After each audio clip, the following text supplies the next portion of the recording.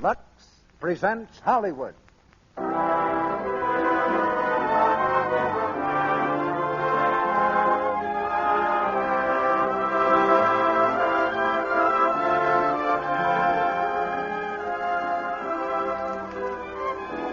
The Lux Radio Theater brings you Bette Davis, Herbert Marshall, and James Stevenson in The Letter.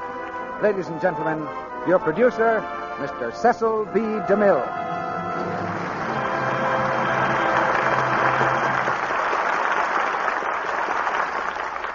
Greetings from Hollywood, ladies and gentlemen. I don't know which is more exciting to a producer, a play by Somerset Maugham or a performance by Bette Davis. But we have both in the Lux Radio Theater tonight, and the pulse of this producer is beating double time. For Miss Davis again proves her genius in one of Mr. Maugham's most powerful dramas, The Letter. And you'll hear more than one star performance, for with Miss Davis, we have Herbert Marshall and James Stevenson, who share honors with her in Warner Brothers' film production of this play. The Letter's the story of a beautiful woman fighting the heat and privations of a jungle backcountry who tears to shreds the lives of two men. It's a great part for a great actress, and we had no trouble in persuading Bette Davis to return from an Eastern vacation to play it at this microphone. The result of her gracious gesture is the kind of bill that would mean standing room only in any ordinary theater. But, of course, this theater always has enough seats to go round, all the way around, the whole country. That's one reason it's a national theater. Tonight's performance comes to you with the best wishes of Lux Flakes. And just as you have made this theater a weekly custom in so many American homes, you've made Lux Flakes a daily custom in your homes, too. And that adds up to an all-American rating for both plays and product. And now get ready for a dramatic experience you'll never forget. The curtain rises on The Letter, starring Bette Davis as Leslie Crosby, Herbert Marshall as Robert Crosby, and James Stevenson as Howard Joyce, with Sen Young as the lawyer's assistant.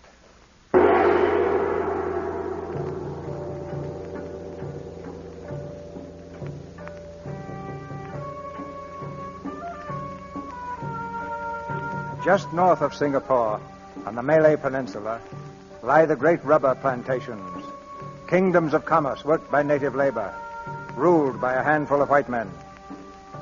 In the main bungalow on one of these plantations, a light burns dimly through shaded windows. The night is hot and humid. The soft breeze heavy with the scent of flowers. A clouded moon hangs low in the sky, filtering slowly through the trees, making patterns of shimmering silver on the ground. There is deep silence. Suddenly, the door of the bungalow is flung open.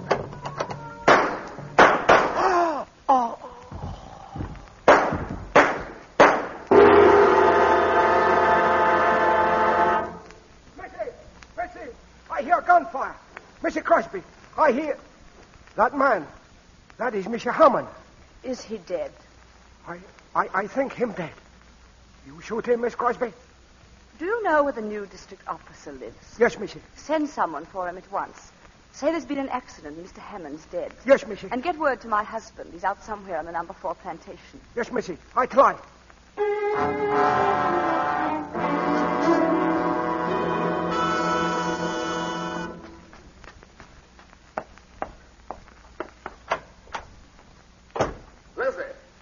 Leslie, where are you? Leslie! I'm here. Mr. Crosby? Huh? I'm John Withers, the new district officer. Where's Mrs. Crosby? She locked herself in the room. She wouldn't see me until you came. Excuse me. Leslie, let me in. Leslie, darling, it's Robert. Leslie, what's happened? Didn't they tell you? They said Hammond was killed. Is he still out there? I had your head boy remove the body to a shed. Leslie, what happened? Tell me. He tried to make love to me, and I shot him. Leslie. Oh, Robert, I'm so glad you come. Oh, well, darling. Hold me tight. I'm so frightened. There's nothing to be frightened about. It'll be all right.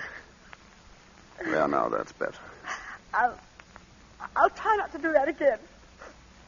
Mr. Withers, I hope you'll understand. I didn't want to see anyone until my husband came. Of course, I understand, Mrs. Crosby. Howard, come in. I got your message in Singapore.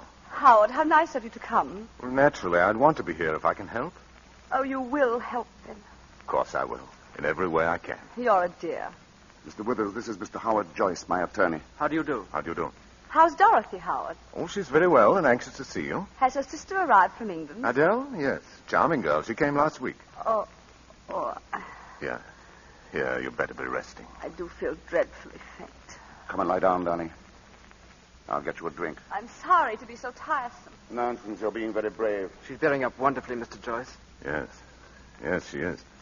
How long have you been here? About an hour. One of the Crosby houseboys came to fetch me. Was Hammond dead? Oh, yes, he was just riddled with bullets. What? Here's the revolver. All 6 chambers are empty. Here, you two. You better have a drink yourselves. Thanks, but I'm afraid I shouldn't. I'm on sort of a duty, you know. I'll have one, Bob. Well, you feeling any better, Leslie? Oh, much better, thanks. Mrs. Crosby, I know it seems brutal, but I'm afraid it's my duty to ask you some questions. I think that can wait, Mr. Withers, until my Oh, wife... it's all right, Robert, really. I feel perfectly well now. Then suppose you tell us exactly what happened, Leslie. I'll try. And take your time, Mrs. Crosby. Remember, we're all friends here. You've been so patient. Well, as you know, Robert was spending the night at number 4 Plantation. Oh, I never mind being alone. A planter's wife gets used to that. My dear. I had dinner rather late, and I started working on my lace. I don't know how long I'd been working when suddenly I heard footsteps outside, and someone came up on the veranda and said, "Good evening, can I come in?" Well, I was startled because I hadn't heard a car drive up. "Who is it?" I asked. "Jeff Hammond." Oh, of course, I said, "Come in and have a drink." Were you surprised to see him? Well, I was rather. He hadn't been in the house for ages, had he, Robert? 3 months at least. I told him Robert was over at the number 4 Plantation getting out a shipment or something. Wasn't that it, darling? What did he say to that? He said, "Oh, I'm sorry. I felt rather lonely tonight, so I thought I'd just come over and see how you were getting on." Well, I put on my spectacles again and went on with my work.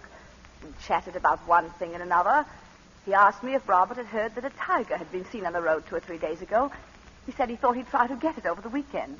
Oh, yes, I know about that. Don't you remember I spoke to you about it yesterday? Did you? Oh, yes, I believe you did. Well, we went on chatting until... Well, suddenly he said something rather silly. What? It's hardly worth repeating. He paid me a little compliment. I think perhaps you'd better tell us exactly what he said. He said, "You've got very pretty eyes. It's too bad to hide them under those ugly spectacles." He ever said anything of the sort to you before? Oh, no, never, and I thought it impertinent. I don't wonder. And did you answer him? Yes, I said, "I don't care a row of beans what you think about me." But he only laughed and said, "I'm going to tell you all the same. I think you're the prettiest thing I've ever seen." Leslie. Let her finish, Bob. "In that case," I said, "I can only think you half-witted." He laughed again and moved his chair up closer. But, Mrs. Crosby, I wonder you didn't throw him out there and then. Well, I didn't want to make a fuss. I think a woman makes a perfect fool of herself if she makes a scene every time a man pays her a compliment. When did you first suspect that Hammond was serious?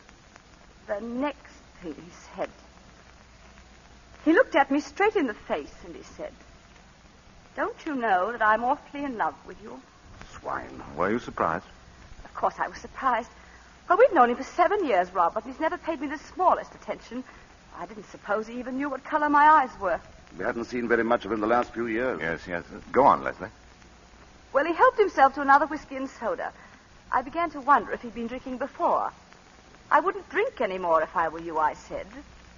He emptied his glass and asked me in a funny, abrupt way, "Do you think I'm talking to you like this because I'm drunk?" I said, "That's the most obvious explanation, isn't it?" Oh, it's awful having to tell you all this. I'm so ashamed. I wish there were some way we could spare you, Mrs. Crosby. Leslie, it's for your own good that we know the facts. All you can remember of them. Very well. I'll tell you the rest. I got up from my chair. I was standing in front of the table, about here. He rose and stood in front of me. I held out my hand.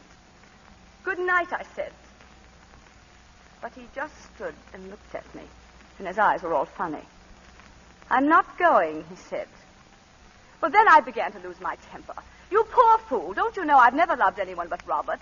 And even if I didn't love Robert, you're the last man I should care for." He answered, "Robert's away." Well, that was the last straw. I wasn't frightened, just angry. "If you don't go away this minute," I told him, "I'll call the boys and have you thrown out." I walked past him to call the boys from the veranda, and he took hold of my arm and swung me back. But I screamed as loud as I could. He flung his arms about me and began to kiss me. I struggled to tear myself away from him. Oh, he seemed like a madman. He kept talking and talking and saying he loved me and he loved me. And... oh, it's horrible. I can't go on. I'm sorry, Leslie, but we'll have to know the rest. Well, he lifted me in his arms. I struggled to get free, but he was too strong for me. He started to carry me, and then, well, he stumbled on those steps. I got away from him. Suddenly, I remembered Robert's revolver in the drawer of that chest. He got up and ran after me, but I reached it before he caught me. Oh, it was all instinctive. I didn't know what I was doing. I didn't even know I'd fired. I heard a report and saw him lurch toward the door. I followed him out to the veranda. He staggered across the porch, grabbed the railing, and slipped through his hand as he fell down the steps. I don't remember anything more. Just the reports, one after another, until there was a funny little click and the revolver was empty. And suddenly I looked down and saw him lying there, lying in the moonlight. It was only then that I knew what I'd done. My poor darling. Mrs. Crosby, may I say that I think you behaved magnificently? I'm terribly sorry that we had to put you to the ordeal of telling us all this. You were all very kind. It's quite obvious the man only got what he deserved. Withers, if you'll come with me, I'd like to see the body. Oh, yes, I'll take you to the shed. We'll only be a few minutes.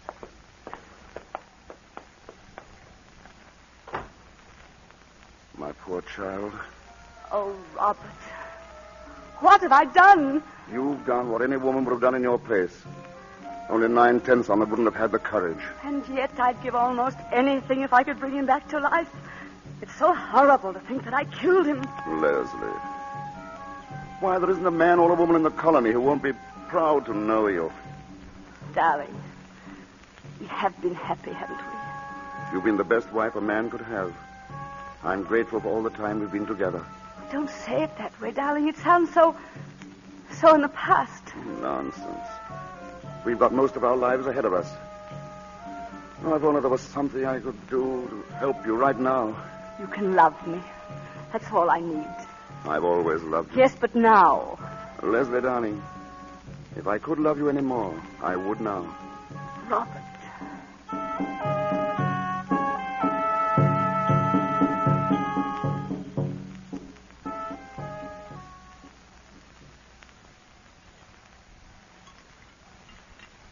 You'll have to be very indulgent towards my cooking, gentlemen. I can't vouch for it. Well, I can and will.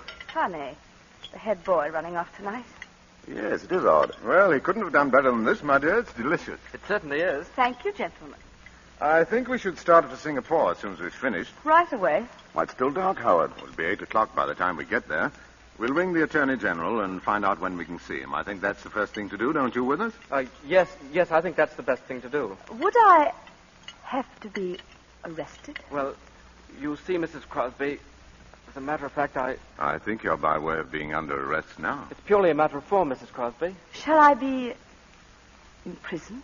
That's up to the Attorney General. It's possible that after you've told him your story, he'll be able to accept bail. He's a very good fellow. I'm sure he'll do everything he can. How do you mean, be able to accept bail? Well, my dear, it depends on what the charge is. What? What do you mean by that? I think it not unlikely that he'll say that only one charge is possible. And in that case, well, I'm afraid an application for bail would be useless. What charge? Murder. Leslie? Oh, I'm quite all right. More coffee, darling. No. As a matter of fact, if we're going to leave, I better put a few things together. Won't be long. Let me do it, Robert. Don't bother, dear. Oh, Leslie, Yes? there's just one question I'd like to ask you. Yes, what is it, Howard?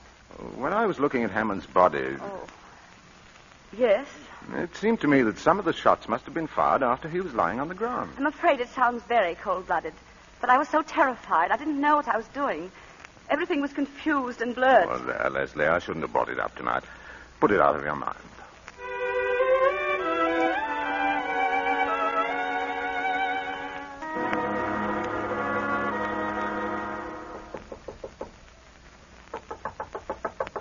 Come in.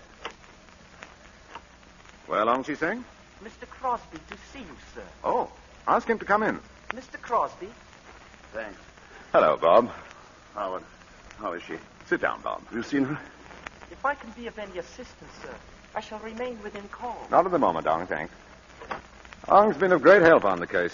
He finds out everything. The perfect confidential clerk. I tried to catch you at the house. I had to see you, Howard. Well, you needn't hesitate about coming to the office, Bob. You know you're always welcome. How is everything? Everything's fine. In fact, Leslie's much better than you. She hasn't turned a hair. She's worth 10 of me. I don't mind confessing, I'm all in. It's the first time we've been separated for more than a day since we were married. Oh, you mustn't let yourself go to pieces, Bob. I've tried to work, but it's no good. The estate can go to blazes for all I care. I hate the house and every tree on the place. And why not stay in town with us? Dorothy's for it, and so am I. Thanks, I think I will. I won't be so lonely. Oh, you better get some sleep and out to your planter's clothes before you see Leslie. You don't want her to have to cheer you up. She's a plucky woman. It's monstrous they should have kept her in that filthy prison all this time. They had no choice. Anyway, it's only a week now before the trial. The whole thing's a farce. Why subject her to the ordeal of a trial? Because she admitted killing a man in a civilized community, a trial's inevitable. She shot him as she would have shot a mad dog. You don't have to convince me, Bob. It's curious that Hammond was able to keep his life so hidden. That gambling house he owned, and especially the Eurasian woman. Could she be one of the witnesses? I shan't call her. I'll just produce evidence that Hammond was married to her. He managed to keep that marriage a secret, too. Oh, I know you're busy, Howard. I can't tell you how grateful I am. Oh, nonsense. Now stop worrying about the trial. That's your lawyer's job. Thanks, old man. I'll see you up at the house.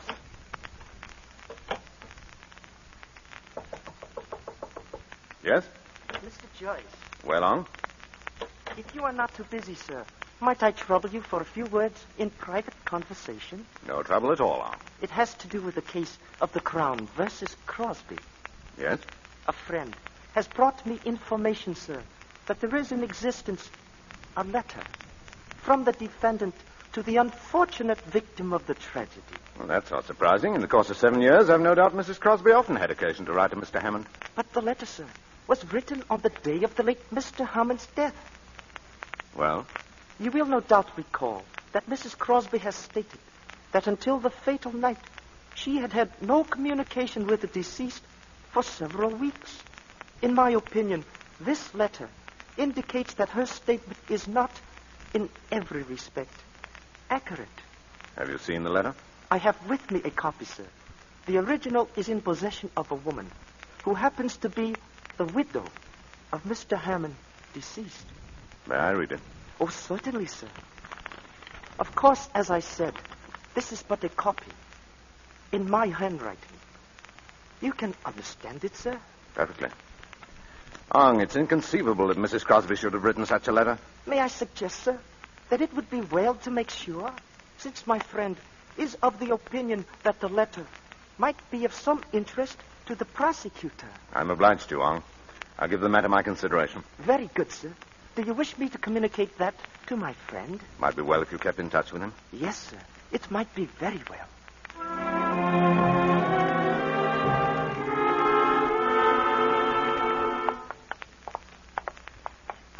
You may stay in the visiting room as long as you want, Mrs. Crosby. The warden's orders. That's very nice of him. Thank you. Howard, how good of you to come. I wasn't expecting you today. Good morning, Leslie. You're looking very well. Thank you, Howard. Well, the trial's only 5 days off now. I know. Each morning when I awake, I say to myself, one less. Just like I used to at school with the holidays coming. Leslie. Oh, don't feel sorry for me, Howard. Time has really passed quite quickly. I've read a great deal and worked on my lace. But I'll confess something to you, Howard. I'm not looking forward to testifying in court. Leslie, one of the things that's impressed me is that each time you told your story, you've told it in exactly the same words. You've never varied a hair's breadth. What does that suggest to your legal mind? Well, it suggests either that you have an extraordinary memory or that you're telling the plain, unvarnished truth. I'm afraid I have a very poor memory. I suppose I'm right in thinking that you had no communication with Hammond for several weeks before the catastrophe? Oh, quite. I'm positive of that. Let's see, the last time we met was at a tennis party at the McFarlanes. I don't think I said more than 2 words to him. And you hadn't written to him? Oh, no. Well, at one time you've been on fairly intimate terms with him. How did it happen that you stopped asking him to anything? Well, we hadn't anything much in common, and he was very popular, you know. Had a good many calls on his time, and, well, there didn't seem to be any need to shower him with invitations. Are you quite certain that was all? Well, I may as well tell you. We heard about his wife, and once, just by chance, I actually saw her. Oh, you never mentioned that. What was she like? Horrible. Covered with gold chains and bangles and bracelets. And a face like a mask. And it was after you knew about her that you stopped having anything to do with Hammond? Yes. Leslie, I think I should tell you that there is in existence a letter in your handwriting from you to Jeff Hammond. Oh, well, I've often sent him little notes to ask him something or other. This letter asks him to come and see you because Robert was going to be away. Oh, but that's impossible. I never did anything of the kind. You better read it for yourself. This is not my handwriting. I know. It's said to be an exact copy of one written on the day of Hammond's death. Well, Leslie? What does it mean? That's for you to say, Leslie. I didn't write it. I swear I didn't write it. If the original is in your handwriting, it'd be no use denying it. It could be a forgery. It'd be difficult to prove that. It would be easy to prove it was genuine. Well, it's not dated. It might have been written years ago. Oh, if you'll give me a little time, I'll try to remember. Leslie, the prosecution could cross-examine your houseboys. They would soon find out whether someone took a letter to Hammond on the day of his death. I swear to you that I did not write this letter. Very well. And there's nothing more to talk about. I'll be going. Howard, wait a minute. I did write it, but I was afraid to mention it. I thought none of you would believe my story if I admitted that he'd come there at my invitation. Go on. You see, I was preparing a surprise for Robert's birthday. I knew he wanted a new gun, and I'm so dreadfully stupid about sporting things. I thought I'd talk to Jeff about it and get him to order it for me. Perhaps you've forgotten what's in the letter. Will you have another look at it? No, I don't want to. Then let me read it to you. Robert will be away. I absolutely must see you. I'm desperate, and if you don't come, I won't answer for the consequences. Don't drive up to the door. Leslie, I shall have to talk to you very plainly. I told Bob today that I was certain of your acquittal, and I didn't say that just to cheer him up. I don't believe the jury would have retired at all. But this letter alters the case completely. I won't tell you what I personally thought when I read the letter. The duty of counsel is to defend his client, not to convict her, even in his own mind. I don't want you to tell me anything but what is needed to save your neck. Oh. They can prove that Hammond came to your house at your urgent invitation. I don't know what else they can prove, but if the jury comes to the conclusion that you didn't kill Hammond in self-defense... Oh, no, they'll... Leslie! Matron, quickly! Yes, sir? Call nurse. Mrs. Crosby's ill.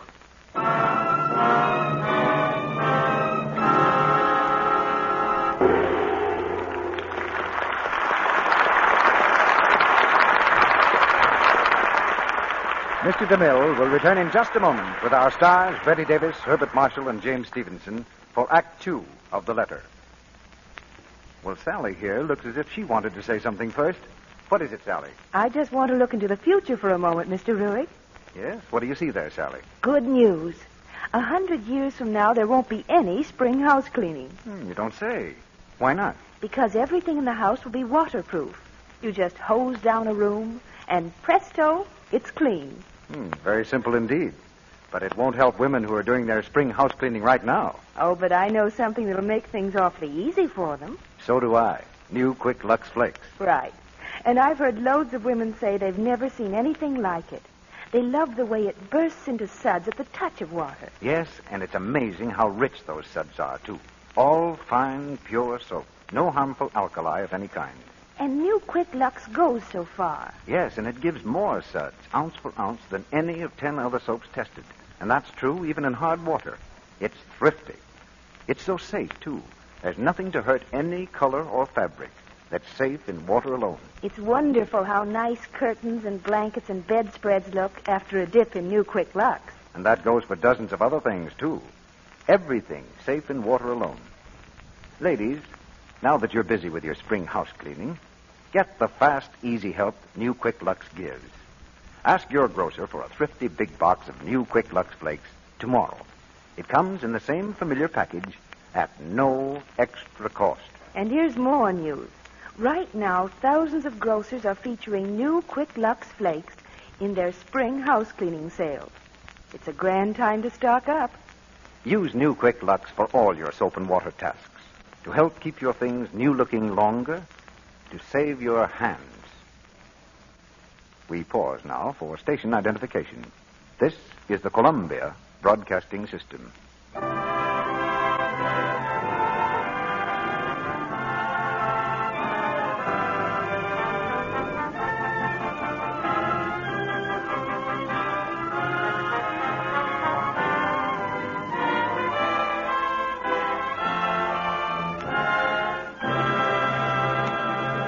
Act 2 of The Letter, starring Betty Davis as Leslie Crosby, Herbert Marshall as Robert Crosby, and James Stevenson as Howard Joyce.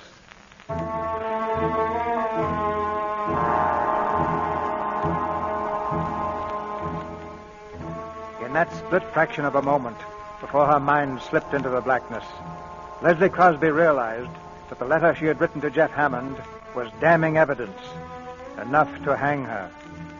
Now, a few minutes later, in the first aid room of the prison hospital, she leans wearily back in her chair, her eyes half closed. I'm afraid I've made rather a mess of things. I'm sorry. For Robert, not for me. You've distrusted me from the beginning, Howard. That's neither here nor there, Leslie. Who's got the letter now? The Eurasian woman who was Hammond's wife? Oh. Howard, are you going to let me be hanged? What do you mean by that, Leslie? You could get hold of the letter. Do you think it's so easy to do away with unwelcome evidence? But surely nothing would have been said to you if the owner wasn't quite prepared to sell it. That's quite true. But I'm not prepared to buy it. Oh, but it wouldn't be your money. Robert has saved some. I wasn't thinking of the money. I don't know if you'll understand this, Leslie, but I've always thought of myself as an honest man. You're asking me to do something which is no better than suborning a witness. Do you mean to say you can save me and you won't? What harm have I ever done you? You can't be so cruel. I want to do my best for you, Leslie, but a lawyer has a duty to his profession and to himself. I can't do what you ask. Oh, poor Robert. He doesn't deserve it. He's never hurt anyone in his life. He's so kind and simple and good, and he trusts me so. I mean everything to him, everything in the world. And this will ruin his life. Oh, I know what you're thinking. You despise me. You think he's well rid of me if they do hang me. I don't despise you. It isn't important what I feel about you, do you understand? I'm going to do what I can. Oh. Bob will want to know what the money's for. Will it be a very large sum? I imagine this woman has a pretty shrewd idea of the letter's value. You won't have to show Robert the letter, will you? I'll do everything possible to prevent him from seeing it.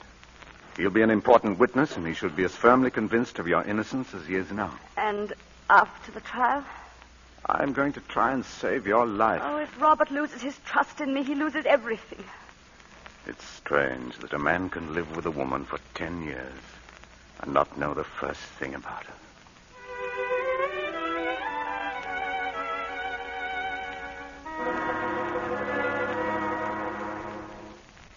Do you think your friend could be induced to part with the letter? I believe so, sir. But my friend has not got the letter. The woman has it.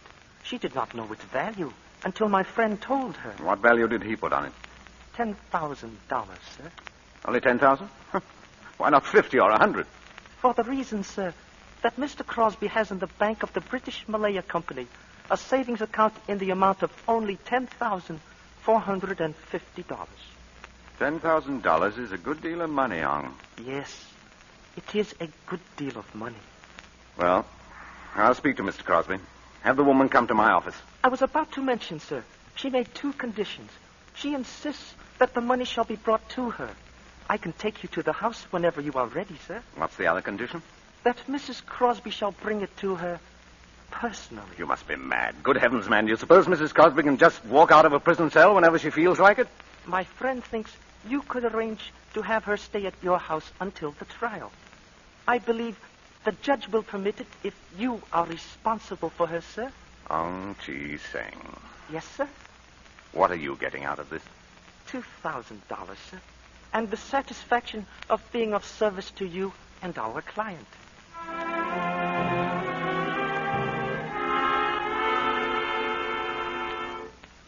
Sit down, Howard. I've taken the liberty of ordering for you. Oh, thanks. Well, you're looking more cheerful, Bob. I feel better since this morning. I guess you finally convinced me we've nothing to worry about. Well, as a matter of fact, Bob, something's come up. It's nothing very much, but I thought I'd better have a talk with you about it. Yeah? It seems that Leslie wrote a letter to Hammond asking him to come to the bungalow on the night he was killed. Why, that's impossible. You heard her say she'd had no communication with him for weeks before it happened. Nevertheless, she did write the letter. She wanted his advice on something she was buying you for your birthday. Your birthday was about then, wasn't it? Yes, end of April. In the excitement, she forgot the letter at the time, and then later was afraid to say she'd made a mistake. But that's not like Leslie. She isn't afraid of anything. Well, this was a pretty serious mistake, and she realized it. Who has the letter? Hammond's widow, and she threatens to turn it over to the prosecution. Well, what if she does? Leslie can explain it in court just as she explained it to you. Yes, but don't you see, it might alter things a good deal in the minds of the jury if Hammond came to your house by invitation. Well, what's to be done about it? I think we must get hold of that letter. I want you to authorize me to buy it. I'll do whatever you think is right. Buy the letter. I'll pay you back whatever it costs. Good. Now I'll put the matter out of your mind. Oh, by the way, Leslie will be at the house tonight. I arranged to have her released pending trial.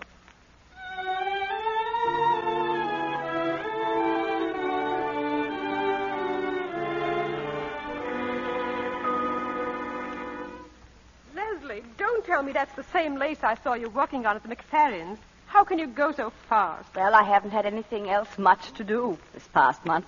What's it going to be? It's too fine for a tablecloth, surely. It's a coverlet for our bed. Dorothy, Leslie and I have some work to do this evening. Look here, Bob, why don't you take the girls to a picture?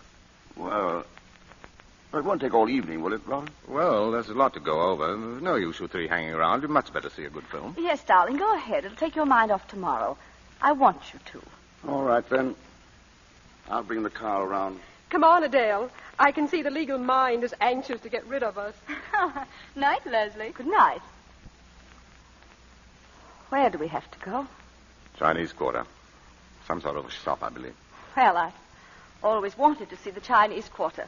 I hear it's a bit creepy. Of course, I'd have chosen other circumstances for a visit. Be flippant about your own crimes if you want to, but don't be flippant about mine. Oh, I'm sorry, Howard. I didn't mean to be flippant. Really, I didn't. Maybe it's my own sense of guilt, but I have an unpleasant feeling that I'll have to pay the piper for what I'm doing tonight. I'm jeopardizing my whole career, and I have to rely on your discretion. Whatever else I am, I'm not ungrateful. Oh, forget what I said. When did you first start doing that lace work, Leslie? Oh, a few years ago. How did you happen to take it up?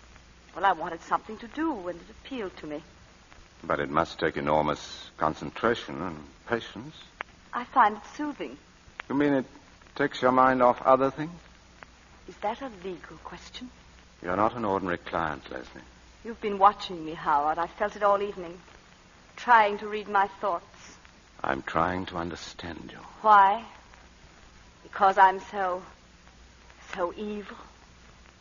That's it, isn't it? Some time ago, I saw a volcano erupt. An island south of here, Guadi.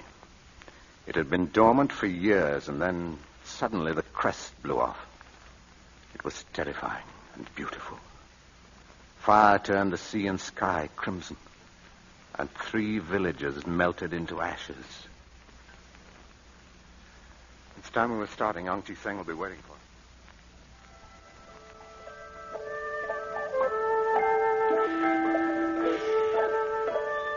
Come in. Please come in. This is the shop of my friend.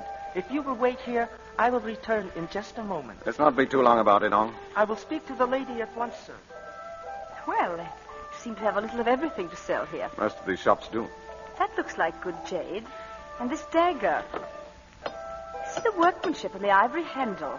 Imagine all that on a knife. He who kills with an unworthy tool commits 2 crimes, one against himself. Will you follow me, please? The lady will see you now.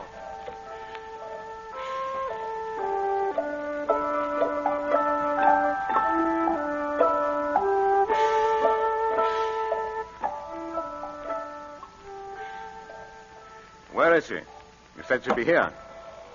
She is coming, sir. Well, what's she standing there for? Ask her if she has the letter. Yes, sir. 你嗰封信喺處嘛？封信我信得過唔好咧。Mrs. Crosby, I regret, but the veil that you wear over your head Mrs. Hammond requests that you remove it. Of course. Mrs. Crosby, Mrs. Hammond has a further request. She wishes you to walk over to her. Now, look here. Tell her this is it's enough. all right, Howard. I don't mind.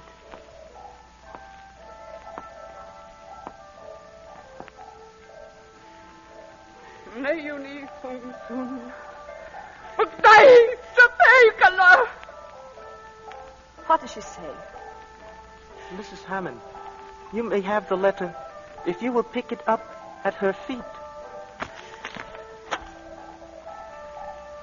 Thank you.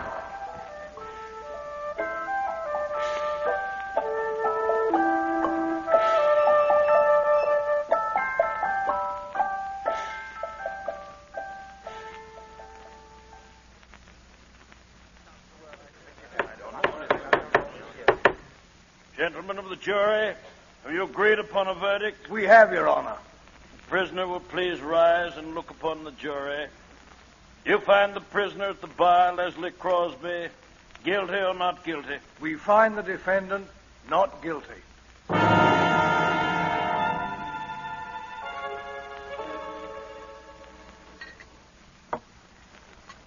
And from that day on, I made a solemn vow that I wouldn't make another cocktail until Leslie was acquitted. So if these aren't up to my usual high standard, remember, I'm out of practice. Dorothy, darling, they're wonderful. Never been better. Robert Crosby, right now you wouldn't know what you were drinking. I guess that's right. I can't taste or think or feel. All I can do is keep saying to myself over and over, Leslie's safe. Darling. Well, anyone planning to bathe, shower, or sponge before dinner should be getting at it. A shower for me. I've laid out some things for you, Leslie. Thank you. Darling, I'm going to tidy myself up a bit. No, don't go, Leslie. Why shan't be a minute? There's something I particularly want to talk to you about.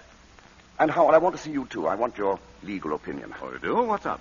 Well, I want to get Leslie away from here as quickly as possible. I think a bit of a holiday do you both good. No, I mean for good. But how could we? Can't very well throw up your job. But I've got something in view that's much better. It's in Sumatra. We'd be away from everybody, and the only people around us would be Dutch. We'd start a new life. The only thing is that you'll be awfully lonely, darling, at the start. Oh, I wouldn't mind that. I'd like to go, Robert. I don't want to stay here. That settles it, then.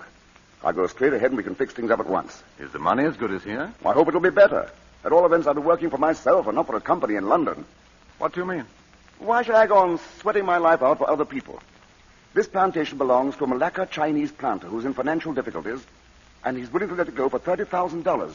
If you can get the money the day after tomorrow. How on earth are you going to raise $30,000? Well, I've saved about 10, and the bank is willing to let me have the balance on mortgage. Robert, darling, I shouldn't like you to take such a risk on my account. I'll be perfectly all right here. Really, I shall. Nonsense, darling. You just said you wanted to go. No, but I'm not sure it wouldn't be a mistake to run away. Everyone's been so kind, and they'll all help to make it easy for us. I think the thing to do is to stick it out here. Anyhow, it's not a thing you want to rush into. Let's wait and see. Why should I wait? It's a good thing, and I don't want to lose it. Look, I've got all the papers in my briefcase. I'll go and get them, and you can see for yourself. And I have a couple of photographs of the bungalow to show Leslie. I don't want to see them. Please, Robert. Oh, come, darling. That's just nerves. That shows how necessary it is for you to get away. But, Robert... Leslie, darling, in this case, you must let me have my own way. I won't be a minute. Howard, what are you going to do? What can I do? Oh, don't tell him now. I can't bear any more. You heard what he said?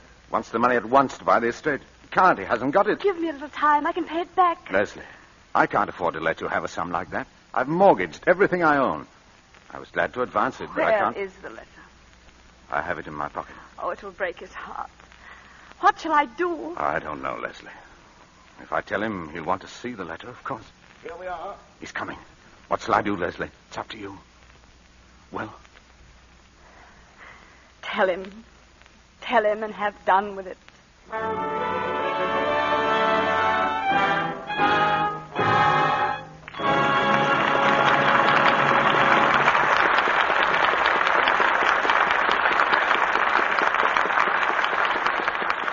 The lights come up in the Lux Radio Theater as the curtain falls on Act Two of The Letter, starring Betty Davis, Herbert Marshall, and James Stevenson. Will everyone remain very quiet, please? Because in this brief intermission, I've asked one of our audience to help me in a little test. Here she comes to the microphone now. Her name is Mrs. Lee Millar. And your home, Mrs. Millar, is... Oakland, California. Well, we are delighted to have you with us, Mrs. Millar. Now, do you see what I have in my hand? Why, 2 rubber bands. Yes. Will you take this one and stretch it as far as it will go? That's right. It stretches, then snaps right back, doesn't it? Yes, Mr. Roy. Well, now do the same with the other. Why, it's broken in 2. Yes, because the second rubber band was all dried out, had lost all its elasticity, so it broke under strain. Now, the reason I asked Mrs. Millar to make this test was because the very same thing can happen to stockings. You see, when stockings are new and live and supple, they have great elasticity. They can stretch as you walk or run or stoop down, then spring back into shape with each motion of your leg. Yes, that's true. But if the threads get all dried out and lifeless, why then... They break when they stretch. Right. Now, one way to weaken elasticity is to use a soap that contains harmful alkali. This dries out the fibers. Another way is to rub with cake soap. This weakens the fibers, makes them less elastic, and more apt to break under strain. And you have a run. Well, I always Lux my stockings, Mr. Roy. Good, because Lux saves elasticity. New Quick Lux Flakes have no harmful alkali. And with Lux, there's no rubbing. That's why Lux keeps silk elastic and cuts down runs. No wonder it's America's favorite stocking care, and recommended by over 90% of the makers of both silk and nylon stockings in the United States. Why not save your stockings by washing them every night with new Quick Lux Flakes? Now, our producer, Mr. DeMille. Curtain rises on the 3rd act of The Letter.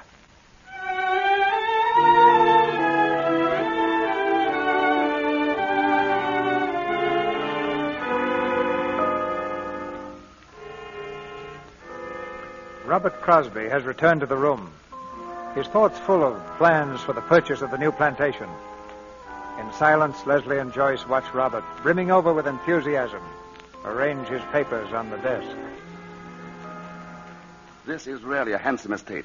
We'll be stealing it for $30,000. Bob, I don't like to throw cold water on your plans, but hasn't it struck you that the costs of what we've just been through will be pretty heavy? Costs? Oh, yes, the legal expenses. Oh, I couldn't charge you anything for my services, but there are certain out-of-pocket expenses. That's awfully decent of you. I'm not sure I could accept that. But what do these other expenses amount to? Well, the principal item is that letter of Leslie's I mentioned to you. Oh, yes, I'd almost forgotten. You see, you were going to... I had to pay a great deal of money for it. Well, if you thought it necessary, I'm not going to grouse. How much was it? $10,000. $10,000? Well, you must have been mad. You may be quite sure I wouldn't have given that if I could have got it for less. Oh, that's every cent I have in the world. Why didn't you let them bring the letter in and explain it to the jury?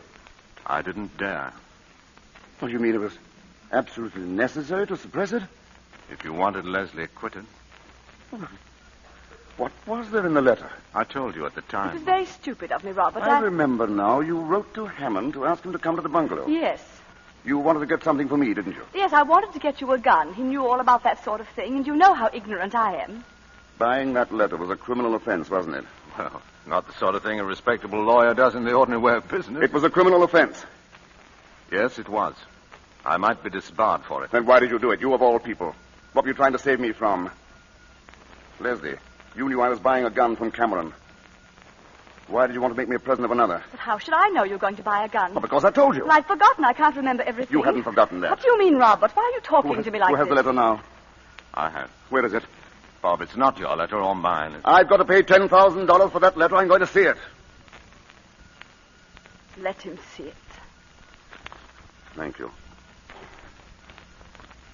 Robert will be away. I absolutely must see you.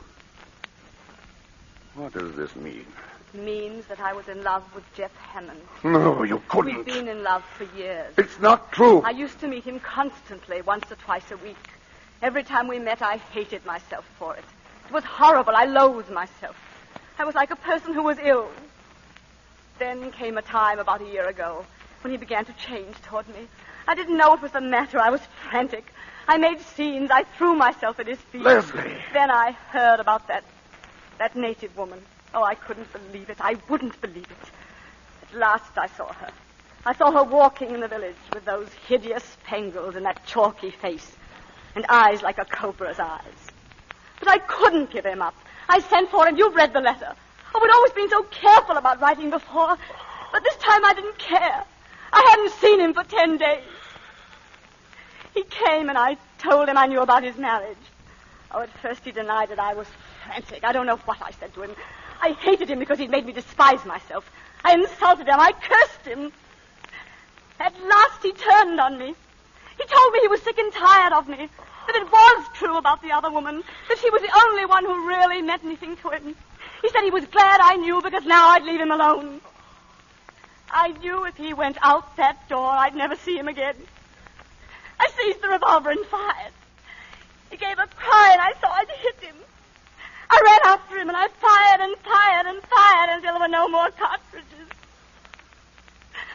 That's what happened. And I have no excuse for myself. I don't deserve to live. How could you do this? To me, Leslie. How could you?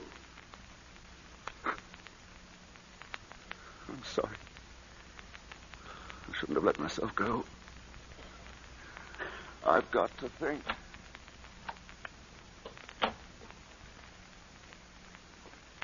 Leslie. Well? He's going to forgive you. Yes. He's going to forgive me.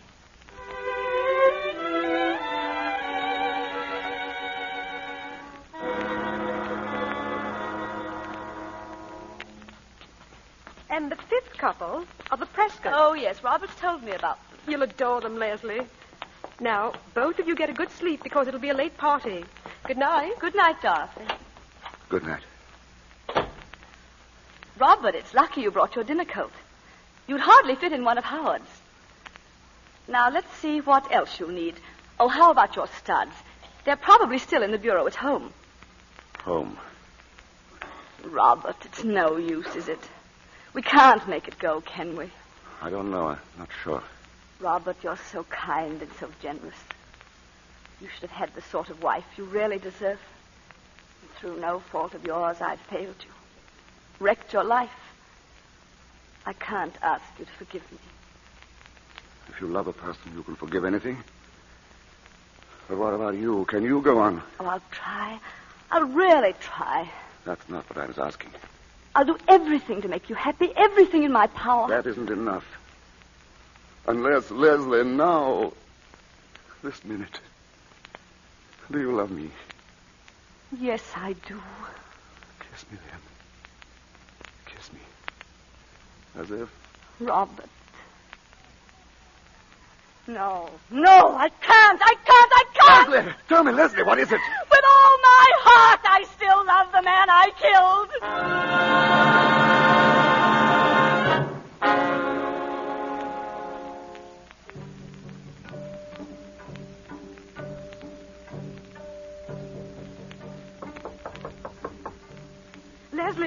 Leslie, let me in. My dear, they're all waiting for you. This is your party, you know. I'm sorry, Dot. I took rather long to dress. Leslie, isn't that your lace work? Yes. Were you working on it just now? A little. I'm anxious to finish it. Leslie, please come downstairs. Of course, dear. In a few minutes. Very well. When did you first start doing that lace work, Leslie? I find it soothing. You mean it takes your mind off other things? I couldn't give him up. I sent for him. At last he turned on me. He was sick and tired of me. She was the only one who meant anything to him. She was the only one. I hardly know what happened. I seized the revolver and fired until there were no more cartridges. I have no excuse for myself. I don't deserve to live. I don't deserve to... Who's out there? Who is it? You, I see you there. Mr. Crosby! Come here. What are you doing out there? I don't want to come. She, Maggie, may come. She tell me I come here. She? Mrs. Hammond. Yo, Mrs. Hammond. She tell me I come here. Bling dagger. Leave it outside window. Yes. Dagger, Missy. She say, bling dagger to you. She's here, then. Miss Hammond on path by gate. You no go in garden, Miss Crosby. She kill you. She wait there. That is what dagger mean. She kill you, you go in garden. Missy, you know tell the police I come. You know tell the police I come. You know tell the police I come. Dagger, see the workmanship on the ivory handle. Imagine all that on a knife. He who kills with an unworthy tool commits two crimes. One against himself. I don't deserve to live. I don't deserve to live. I don't deserve to live. Leslie! Leslie? Yes. You've got to do something about Bob. He's behaving very strangely. What is it? I don't know. First I thought he was drunk, but it's worse than that. I'll be right down. But where will you ship from, Crosby? Oh, it's near a good harbor, only 5-6 miles away. And I can ship my rubber for less money. I ought to get ahead fast. In 10-15 years, I can live in London, travel, do anything I please. Robert, will you come outside with me, darling, please? Not now, darling. Maybe later. I'm telling the boys about my new plantation. Sounds like quite a place. Of course, we'll miss Singapore. Our friends are here. We've had some mighty fine times. No English people in that part of Sumatra, only Dutch and natives. Going to be a little lonely at first, maybe. But we'll get used to it. Robert, There'll be just the two of us. But my wife's a good sport. Always can count on her. She's not afraid of anything. And we'll have each other. That's the important thing. Stop it! Stop it! I can't stand anymore. I can't stand it. Give me a drink. I want a drink. Howard, where is Leslie? Where did she go? She ran out into the garden. The garden. I'll find her. No, let her alone. There's nothing you can do for her.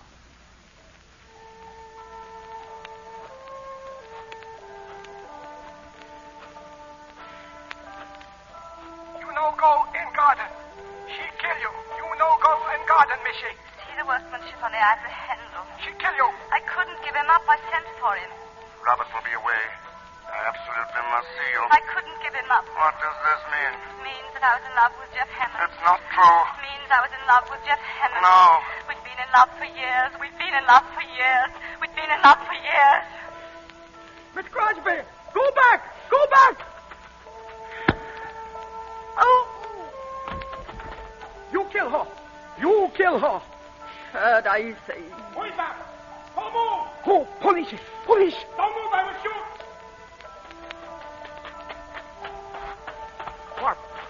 What you do here? I do nothing. I tell her not go into garden. I tell her. Oh, this woman, she's dead. John had I sella. What the sick? She say she kill her. It was right. She died. Leslie! Leslie! Leslie!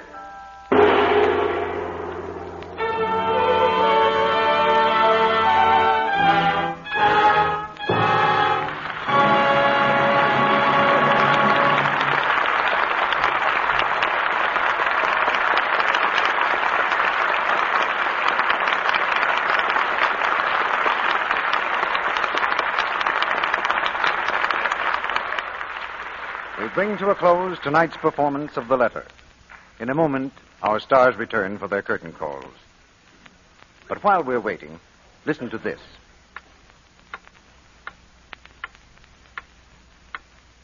Hear that clock? Morning, noon, and night. 3 times a day, 7 days a week, the dishes have to be washed. You can't get around it. But you can make it pleasanter, the way thousands of women have. That's with new, quick Lux Flakes. It helps do away with one of the things women hate most about dishwashing, the red, rough housework look it gives your hands. Yes, new Quick Lux is kind to hands. This was recently proved by hundreds of dramatic one-hand tests made in a laboratory under conditions similar to home dishwashing. 5 different soaps frequently used for dishwashing, including Lux, were tested.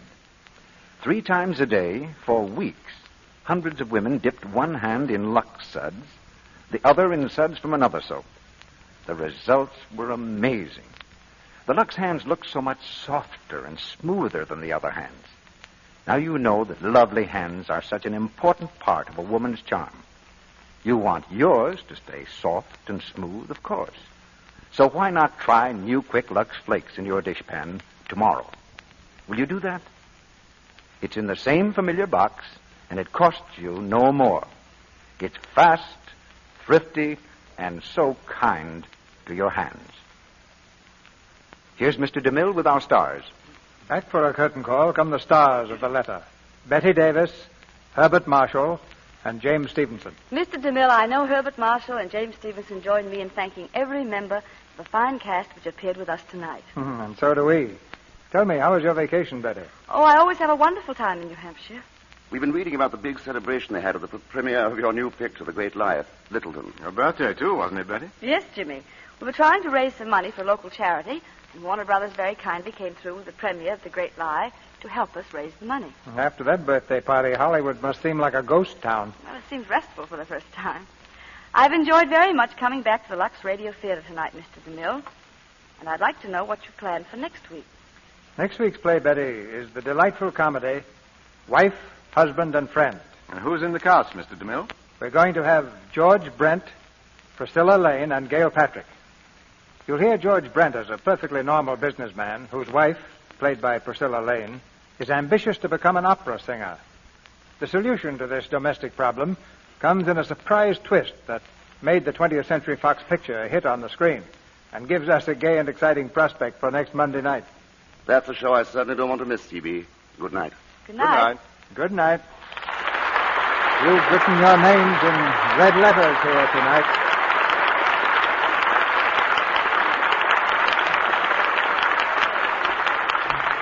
Ladies and gentlemen, we have just learned that the Lux Radio Theater has again been selected by the readers of the Movie Radio Guide magazine as the best dramatic program on the air. It's the third consecutive year that this theater has received the Movie Radio Guide Award. And to all who participated in the poll, we express the gratitude of our sponsors and of the entire staff of this theater.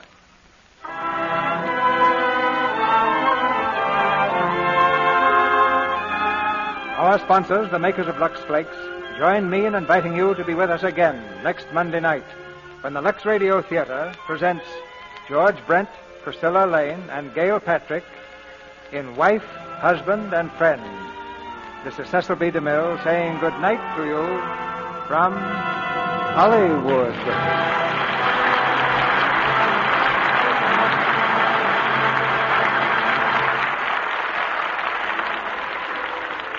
Herbert Marshall will soon be seen in the Columbia picture Adventure in Washington. James Stevenson appeared through the courtesy of Warner Brothers Studio and will soon be seen in their production of Shining Victory. Now, an important announcement. As you know, many localities switch to daylight saving time next Sunday. If your community is one of those changing to daylight saving time, you will hear this program at the usual hour. If your community remains on standard time, tune in 1 hour earlier. Check your newspaper or radio magazine for the correct time. Included in tonight's play were Richard Davis as Withers, Charlie Lung as head boy, Gloria Holden as the woman, and Suzanne Caron, Wally Mayer, Eleanor Stewart, Eric Snowden, and Leela Hyams McIntyre. Our music is directed by Louis Silvers. Our Lux Radio Theater production of The Letter has come to you with the good wishes of the makers of new Quick Lux Flakes, the tissue-thin soap flakes used by smart housewives everywhere and by the great picture studios here in Hollywood to protect the $1 million wardrobes that you see on the screen. Your announcer has been Melville Ruick, and this is the Columbia Broadcasting System.